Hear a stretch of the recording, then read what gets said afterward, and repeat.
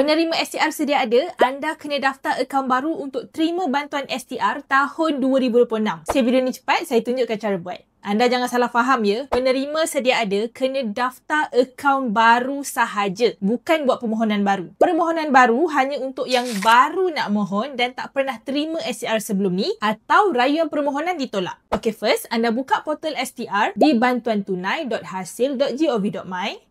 Tekan butang log masuk. Kalau anda masukkan nombor kad pengenalan kat sini tapi muncul maklumat tak wujud, maksudnya anda belum daftar akaun baru. Untuk daftar, klik daftar pengguna baharu. Masukkan nombor kad pengenalan dan email anda. Pastikan email aktif ya. Klik hantar email pengesahan. Anda akan dapat email pengesahan macam ni. Tekan sahkan akaun saya.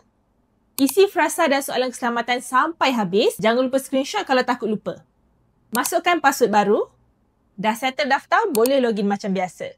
Maklumat akaun MySTR anda akan dipaparkan macam ni. Anda boleh semak atau update info permohonan anda kalau ada perubahan. Share video ni dekat kawan dan family yang dapat STR juga, okey? Kami share info best macam ni setiap hari. Follow Suti.my kalau tak nak terlepas.